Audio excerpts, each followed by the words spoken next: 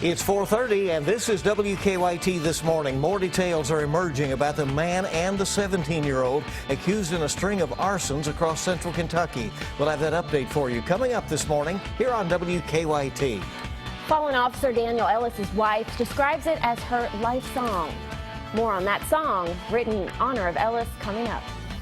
And flooding already a problem in multiple Kentucky counties, and with more storms and rain on the way, that flooding will probably only get worse. We'll have your first alert weather coverage coming up next.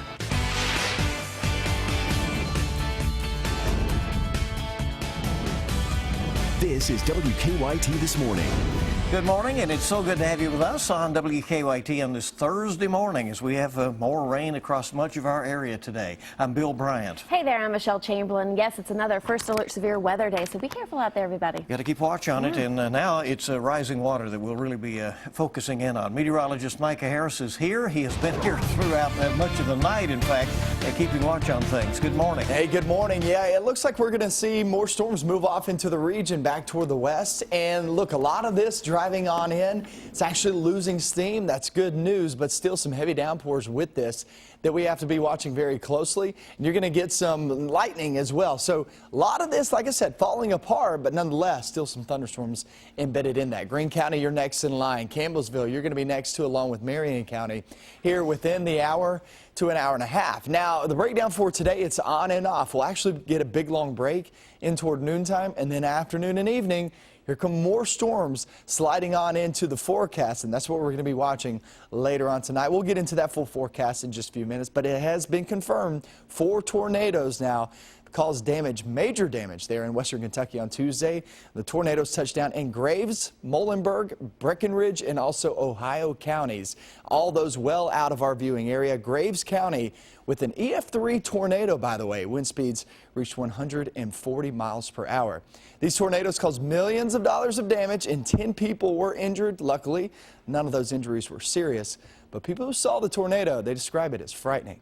It was just, I mean, black as can be, and you could just see it. Just, I mean, we seen the stuff come up out of sky, out the ground, come up in the sky.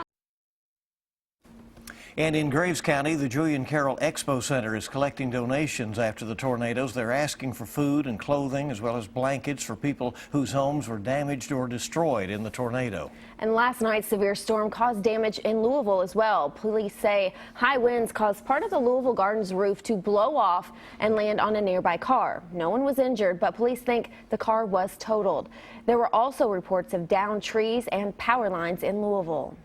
With more storms and heavy rain moving through, people in flood-prone areas are keeping a close eye on creeks and streams. In Estill County, state transportation leaders closed a stretch of Red Lick Road yesterday because of high water. People who live nearby tell us this isn't the first time the road has been flooded. Garrett Weimer continues our First Alert Weather team coverage. You can't see it from the sign, but go a little farther and you'll see it. The water is inconvenient, but it's not a real major problem. Neighbors say they've kind of gotten used to seeing this because it does not take much for water to flood this part of Red Lick Road. Once the ground gets saturated, it comes up pretty quickly. So if we've had several good rains, then it will come up pretty fast. Folks around here tell me the level this is now is nothing. They say sometimes this entire stretch of road is underwater. It gets deeper, yeah. So as the rain increases, we typically see it come up over the fences down in this bottomland here. With more rain likely on the way, that may soon be the case. Already, water is nearly over the pavement at a bridge just up the road. Yeah, I've got about 130 acres here, and of course, you know, the water is not really been a major problem. You know, we can always been able to work around the water. Very rarely do we lose a crop, but sometimes we do. Bicknell says it's a trade-off. His land is fertile, but sometimes it does flood. Just one reason he and others are keeping an eye on the forecast. But it doesn't look good, so we may get that big flood out of this one. In Estill County, Garrett Weimer, WKYT. And a flooded road caused some frightening moments for 3 people in Anderson County. The county's emergency management director says more than 6 feet of water is covering Rice Road, that's at the Salt River, but 3 people in a Jeep tried to cross it just before 7 o'clock last night. Officials say the Jeep then got stuck in the water and was swept away. The 3 people inside managed to swim to safety before emergency crews arrived. They were not injured. Emergency crews have not been able to find the Jeep. Remember, you can track storms along with the latest traffic with the WKYT Weather Plus Traffic app. Download it for free in the app or Google Play stores. Police have arrested a woman in connection to a deadly crash in Rowan County earlier this month. Moorhead police have charged Sabri McCarty with a murder and wanton endangerment. They say her car crashed into another car on Highway 32 the morning of May 1st. Investigators say the driver of the other car, 23-year-old Sarah Cottle, was killed. A passenger in McCarty's car was also injured. Friends say Cottle recently graduated from Moorhead State University. She was on her way home from the annual MSU Gala at the time of that crash.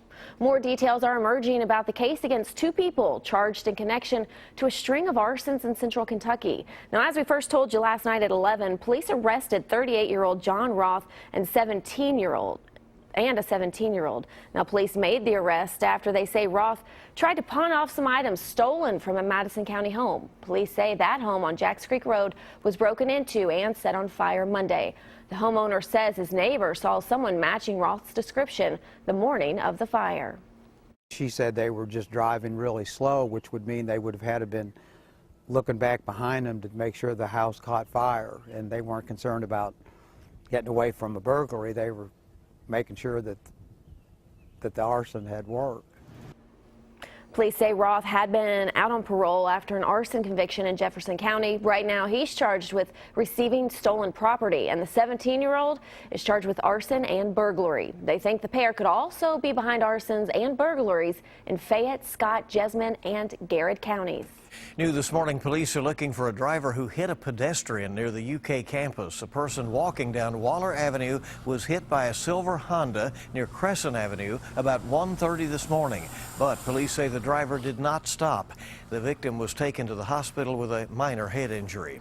Also new this morning, crews have spent several hours cleaning up on southbound I-75 after a semi overturned.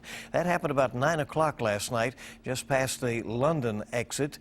State police say the driver of the semi had minor injuries but did not have to go to the hospital. They say one lane of the interstate was closed, but that did not cause much of a traffic impact given the hour. Investigators have not determined why the semi flipped. This weekend, the name of a fallen Richmond police officer will be added to the National Law Enforcement Officers Memorial in Washington, D.C. Officer Daniel Ellis was killed in the line of duty back in November. And during this weekend ceremonies, his cousin is going to be performing a song that she wrote in his memory. Singer Hannah Ellis talked to our Monique Blair about that song titled Officer Down. They call me on a cell phone telling me there's an officer down. People take from it their perspective, you know, and people take from it their part of the story. From the lawn of the nation's capital this Sunday, shortly after President Obama honors our nation's fallen heroes, Hannah Ellis will perform the song Officer Down for her cousin Daniel, but also for an audience of thousands. It's really amazing to see people that don't know Daniel or Katie or anybody in the Ellis family be moved by this song. Pray for a miracle and you didn't come back around. It brings back those memories really vividly. The song, written from Daniel Ellis's wife Katie's perspective, evokes powerful emotion from the moments after her husband was shot. When she listened to it 2 weeks, I think, after, she texted me and said, "Hannah, this is my life song." Ellis hopes the lyrics will resonate with people across the world and remind them that officers are just regular people who, after working a sometimes tough shift, just want to come home to their families. Oh, I kissed you goodbye 1,000 times, but never like I'm doing right now. Oh, with 21 shots going up for the officer down. Ellis's song is going to be released on iTunes at midnight. More than 24 Richmond police officers, as well as most of the Ellis family, will be in Washington this weekend to honor Officer Ellis. What a beautiful song. It is. Really gets to you. A tribute. Yeah, It's just beautiful. Yeah, and just still so sad that all that happened. Our time this morning coming up on 4:40 on WKYT this morning. We're just getting started here on your Thursday. You don't have to be an interior designer to make your home sparkle. When we come back, Moms Everyday has some ways to personalize your home decor. Stop me if you have heard this before. More storms on the way today again. And you know what? Flooding is going to be our main concern. I'm going to talk all about that and timing on this coming up.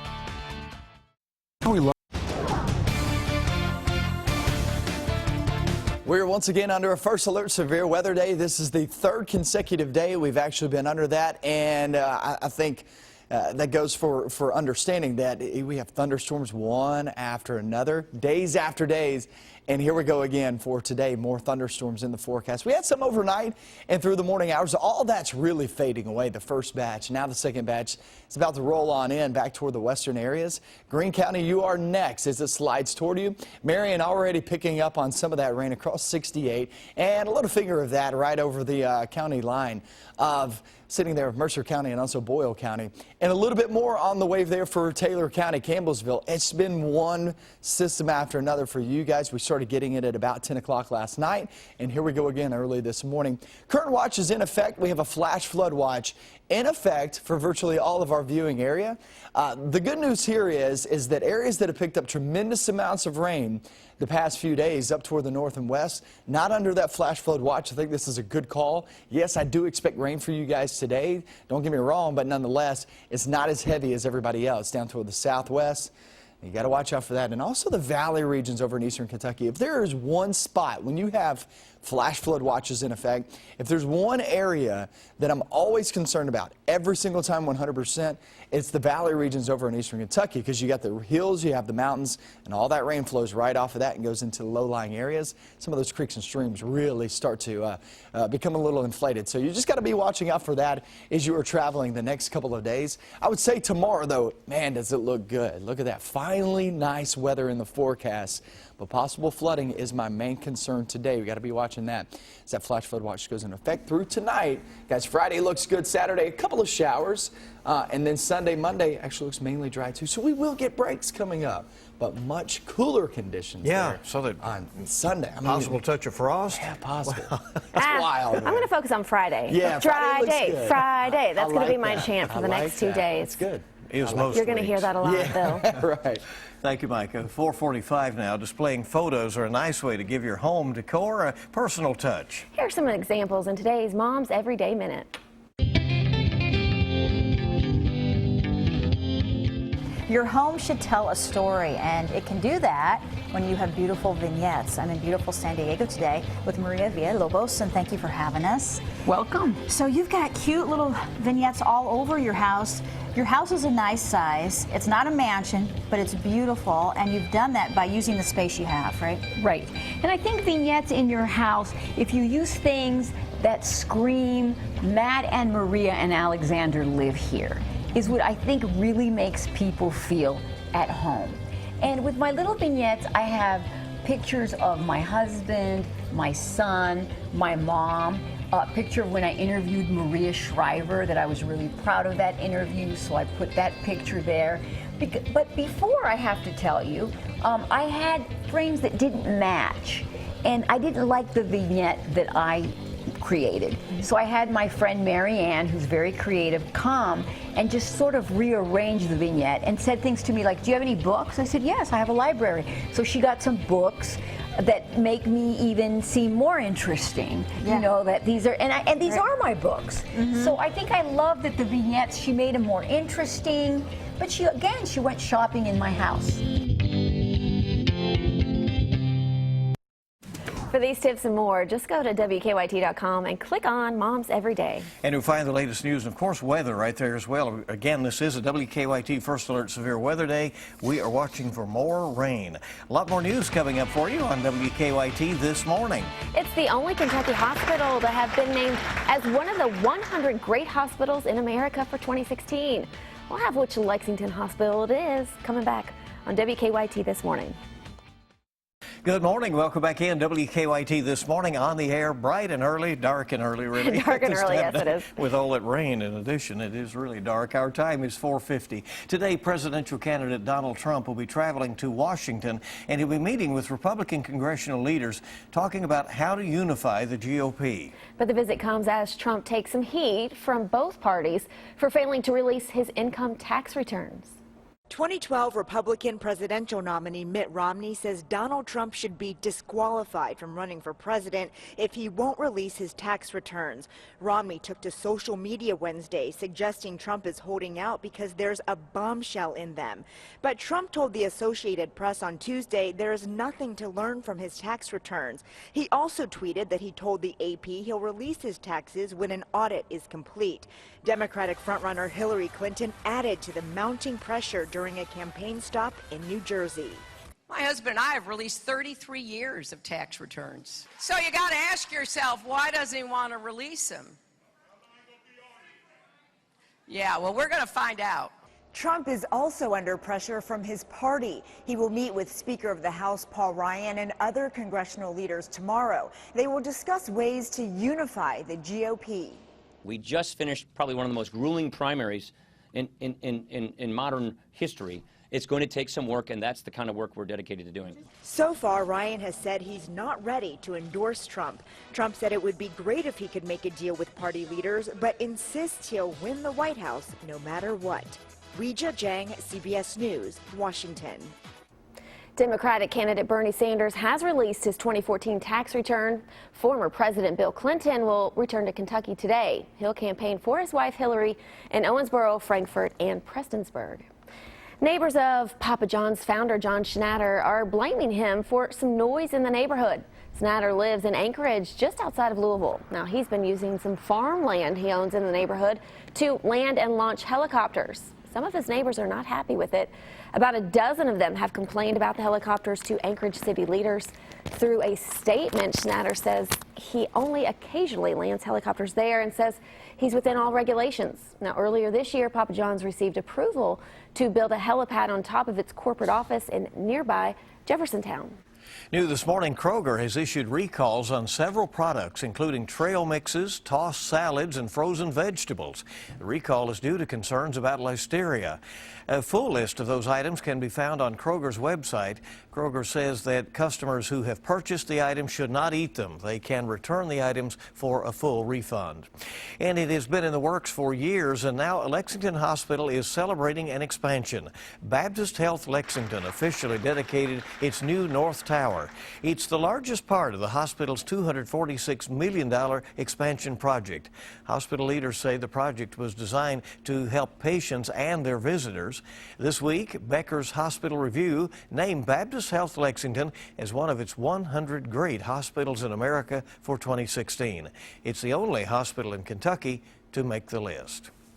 Well, CBS News has announced that longtime 60 Minutes correspondent Morley Safer is retiring. Safer has spent 46 years reporting for the news magazine, but he had a noted career as a reporter even before that. Safer is 84 years old. CBS will air an hour-long special on his career on Sunday night after 60 Minutes, and you'll be able to see that on WKYT. 50 years at CBS News, and they're going to miss him. That'll be a great show just to watch all the different stories he's covered. And different kinds of stories, because, right. You know, he did the tough stories as well as some of the humorous moments, so it should be an interesting program. It'll be great. So when we come back, we'll have another look at your morning forecast. It is the first alert severe weather day. Hope you stay right here for that and more on WKYT this morning. Good morning. Welcome back in. It's 4:57, rolling Sometimes along. I can't believe it. When you say it out loud, I'm like, I work at 4 in the morning. We're not really up this early. Yeah, we are. We'll talk about a guy who's been up early. Micah Yes. was here all night long tracking the storms, watching just to try to keep you safe. We want to check in with him right now. Seems like the third consecutive night it's been like this. We've had showers, thunderstorms overnight into the morning hours, and it's kept a lot of us up. Dogs going crazy. It's just the way it's been. You look back toward the west, here comes some more rain into the forecast. It's kind of fading away. Our main focus is flooding. I'm going to go over that with another 2 hours of WKYT News. We'll see you back here in a couple of minutes.